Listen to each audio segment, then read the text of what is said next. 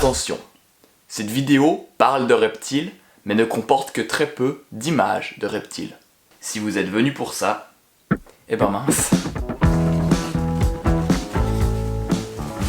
La vidéo où je vous parlais en gros des 5, avec notamment les Lygosoma sundewali, dont j'ai le terrarium derrière moi, vous a énormément plu. Et vous m'avez beaucoup demandé avec un peu plus de précision si je pouvais expliquer comment est-ce que moi je les maintenais, et comment il fallait aménager le terrarium pour en maintenir chez soi à la maison. Aujourd'hui, je vais vous présenter non pas ces animaux, mais leur habitat, leur terrarium, les paramètres dont ils ont besoin et le matériel que j'utilise. Ces petits 5 mesurent de longueur totale une quinzaine de centimètres, et vous le savez, sont semi-fouisseurs. En sachant ça, on va choisir un terrarium qui est relativement vaste, qui a une grande surface au sol, et qui sera adapté au déplacement de ces petits animaux terrestres. Donc on va prendre un bac relativement élevé, où on va pouvoir mettre une certaine quantité de substrat, où ils pourront s'enfouir. Le substrat est de loin l'élément du terrarium le plus important pour les 5 terrestres et fouisseurs. Il faut que ce substrat puisse retenir l'humidité correctement sans trop la garder pour pas que ça pourrisse, pour pas que les œufs pourrissent eux également. Un substrat trop humide pourrait également engendrer des maladies chez les animaux, notamment l'arrivée de champignons, de moisissures sur les animaux en eux-mêmes, ce qui pourrait être très problématique. Le substrat doit être malléable, il faut pouvoir creuser dedans, il faut pouvoir faire des galeries. Ici, j'ai utilisé un mélange de terre, de plein de terres qui sont autant tropicales que de la terre qu'on trouve dans les champs, dans les jardins, avec un petit peu de sable également. Il y a aussi des petits morceaux d'argile. Tout ça en fait pour créer un substrat riche qui va non seulement permettre aux animaux de facilement circuler dedans, facilement creuser sans que ça s'affaisse, sans que ce soit trop dur également, mais pour que les plantes que j'ai plantées dedans, on va revenir un petit peu par la suite, puissent également se développer correctement, pour que ça retienne un petit peu l'humidité, mais que ça sèche quand même assez rapidement. Les Mokloos sundewali, comme je vous l'ai dit dans ma précédente vidéo, sont originaires d'à peu près toute l'Afrique, autant des savanes que des endroits un peu plus humides. Ils vont supporter une assez grande différence d'écosystème et d'environnement, et une assez grande différence d'humidité. Ici, j'ai choisi de recréer une petite partie d'une savane semi-humide. Les plantes dans ce terrarium ne sont pas tropicales. Ici, j'ai mis une aloe vera et quelques petites pousses de lentilles. Y'a quelqu'un qui veut entrer? Non? Oui? Ah, c'est toi qui as remis tes volets. Je comprenais pas. Voilà, maintenant t'as compris. Ces petits plants de lentilles vont se torsader un petit peu dans tout le terrarium et ça va apporter de la vie, ça va apporter un peu de vert et puis ça va apporter un peu de style. Oui. Puis c'est cool quoi. Vraiment, je trouve vraiment ça apporte un petit côté sympa. C'est vraiment un peu du perfectionnisme, mais ça apporte des toutes petites touches de vert. C'est pas comme mettre une grosse plante qui va apporter une grosse touffe avec beaucoup de cachettes ou quoi. Là, le but c'est pas du tout de faire des cachettes, c'est vraiment d'apporter des tout petits éléments. Et ça c'est important dans la conception d'un terrarium.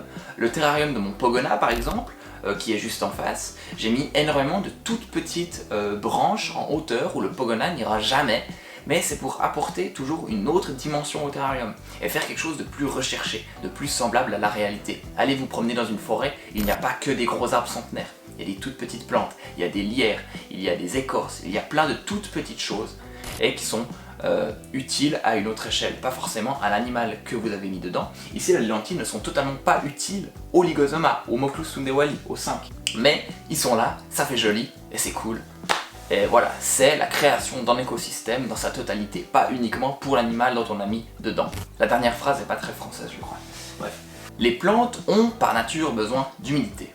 Relativement modérée ici, dans le cas de ces plantes-là. Je vais vaporiser le terrarium à peu près, on va dire, 2 à 3 fois par semaine. J'ai choisi de vaporiser un peu plus en été pour recréer des saisons avec donc plus de chaleur, plus d'humidité, pour cycler mes animaux, pour qu'ils aient une habitude, qu'il y ait des saisons et que ça les stimule à se reproduire. Ces quelques vaporisations par semaine sont très bénéfiques pour les plantes, pour les animaux qui vont aller boire, en plus de la petite soucoupe qu'ils ont. Lors de la vaporisation, l'humidité, l'eau, va descendre dans le substrat. Avec les lampes chauffantes qui vont augmenter la chaleur du terrarium, l'humidité va s'évaporer. Avec le toit grillagé du terrarium, l'humidité va facilement pouvoir sortir du terrarium. Donc ici, les 5 auront quelques fois par semaine des moments plus humides, comme une pluie. Mais après cela, l'humidité va vite partir. Il ne faut pas qu'il y ait une humidité ambiante qui stagne et qui soit mauvaise pour les animaux, comme je l'ai dit, qui peut créer des champignons, et qui soit mauvais pour le terrarium en lui-même, pour pas par exemple que la terre pourrisse et qu'il y ait des odeurs. Pendant qu'on est encore à l'étage du substrat, j'ai déposé une couche de feuilles mortes et de débris sur celui-ci pour permettre aux animaux de se cacher. Ça c'est véritablement pour qu'ils se cachent et aussi pour retenir un petit peu l'humidité dans le substrat, en minimum à certains endroits. Donc on a de la mousse que j'ai trouvée dans mon gazon ou dans la forêt. On a des palmes, de palmiers, d'un vieux palmier mort. Ça apporte un côté très désertique et très tropical à l'environnement. On a des feuilles de Dracaena, qui était un Dracaena mort, que j'ai récupéré les feuilles. On a des feuilles qu'on trouve dans nos forêts chez nous. On a des feuilles de bambou.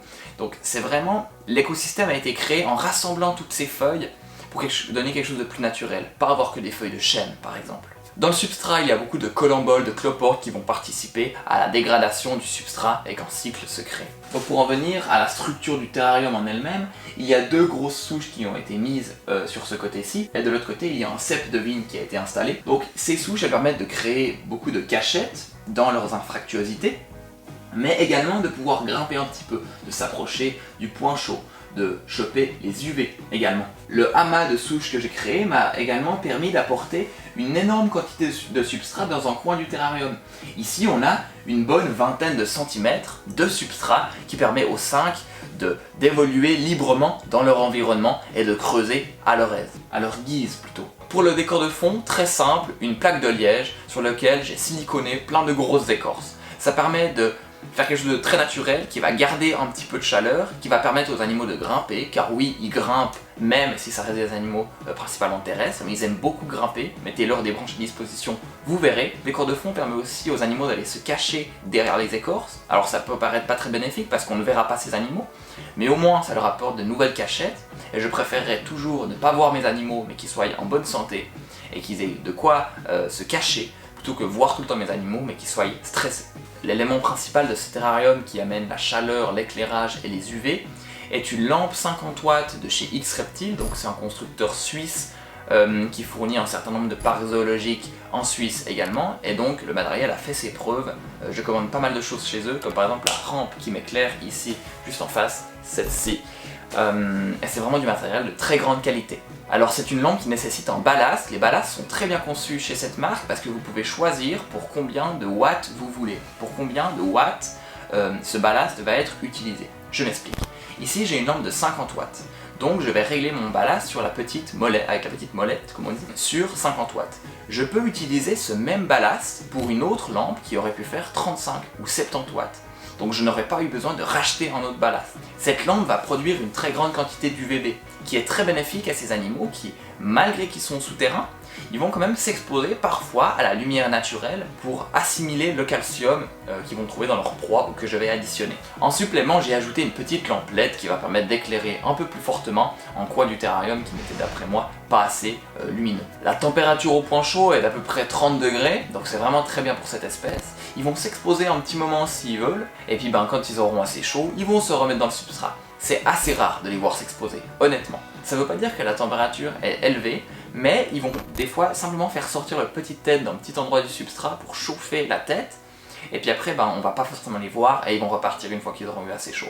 Maintenant qu'on a parlé du terrarium, de son aménagement, de son substrat, de ses éléments de décor, de ses éléments de chauffage, d'éclairage, d'apport d'UVB, je sais pas tellement ce que je peux ajouter en plus pour parler de ces animaux. Si vous avez vu ma vidéo précédente sur les 5, je pense que vous êtes plus ou moins au clair sur les Moklus unewali, et je crois que je peux vous laisser maintenant. Si vous avez des questions sur ces animaux ou pas forcément, si vous avez des envies de vidéos que je pourrais réaliser, n'hésitez pas à les mettre en commentaire. Et on se retrouve tout bientôt pour de plus belles aventures. Au revoir, merci, à bientôt.